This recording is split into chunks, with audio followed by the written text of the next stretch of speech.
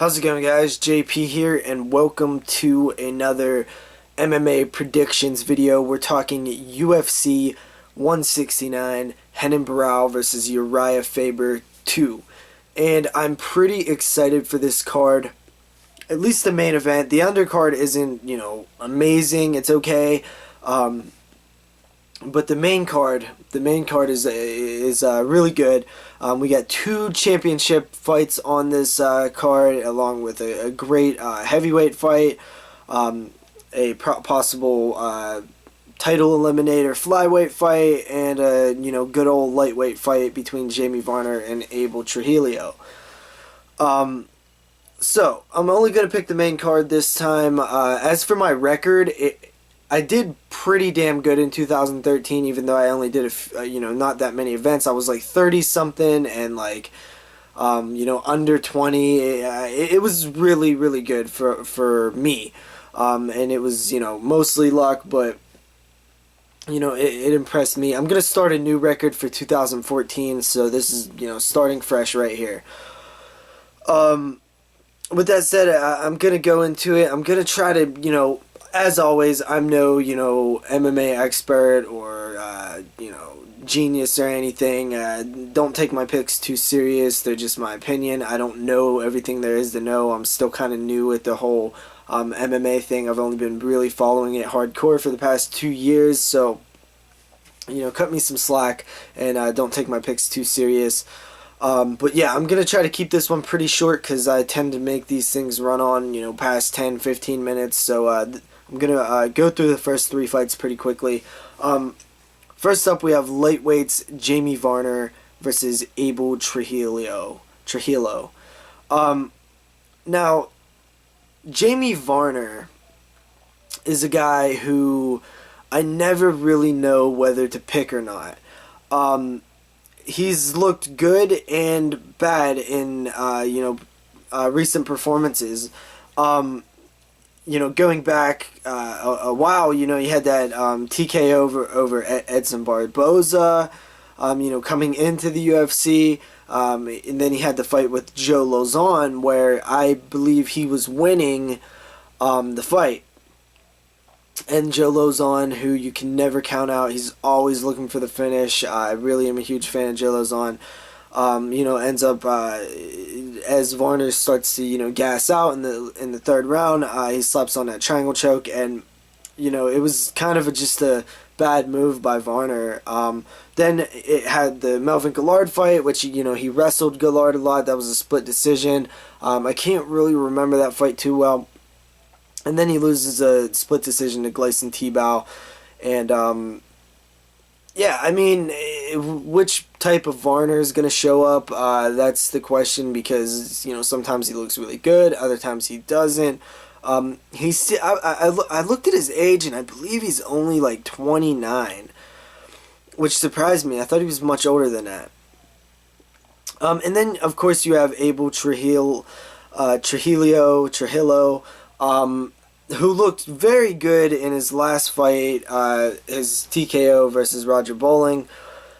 I want to pick Abel Trujillo, but I keep thinking about the fight that he had with Khabib Nurmagomedov, because in that fight, he pretty much got tossed around like a little kid. He got roughed up. He got mollywopped basically. So I'm getting those kind of flashbacks, and Varner is I can see him wrestling Abel, and grinding out a decision.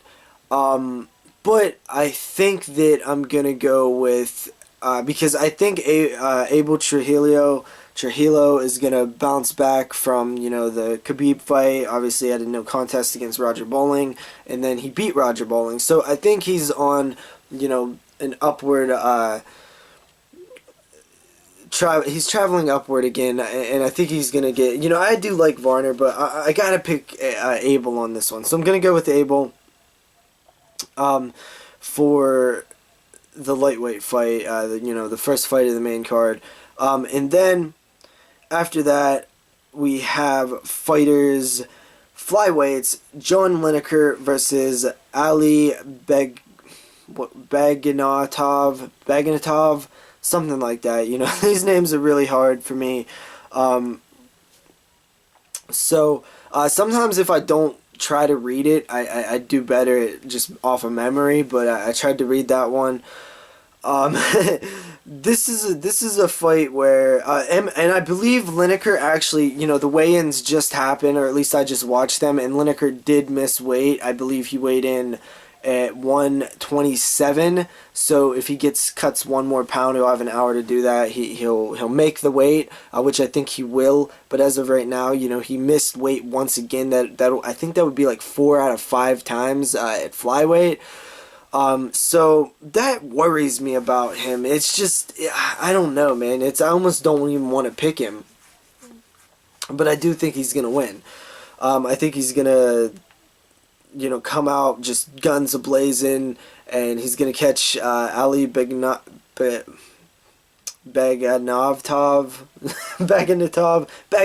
I think that's it. So, you know, Ali's probably the more well-rounded technical fighter, but I think the John Lineker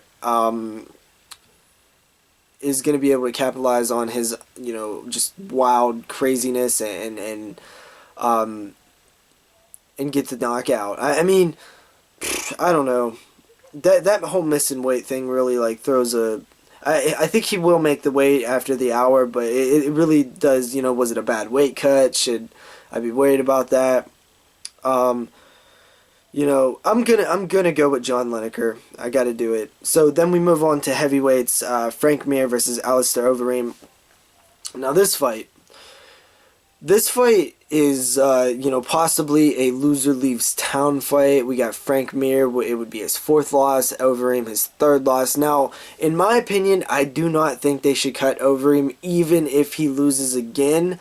I think they should give him one more chance because let's be honest, his last 2 losses, he came in, he beat Brock Lesnar, you know, handily. Then he fights Bigfoot Silva after that long layoff from the suspension, and he's winning that fight. He gets cocky a bit, you know, tires out a bit, and Bigfoot Silva capitalizes on that and knocks him the fuck out. Then, similar situation, but he was just laying a beating on Travis Brown. Just, you know, if it was another referee, the fight probably would have been stopped, and we would have been, you know, never seen the front kick knockout. So he just tires out. Travis Brown recovers a bit, just keeps throwing the front kick and just catches him and knocks Overeem out. So I mean, it's not like Overeem's getting destroyed by these guys. He's just not able to finish and then getting beat by, you know, his own mistakes. So I think Overeem's still in this, and I don't see any way possible that Frank Mir beats him. I did the scenarios over and over again in my head.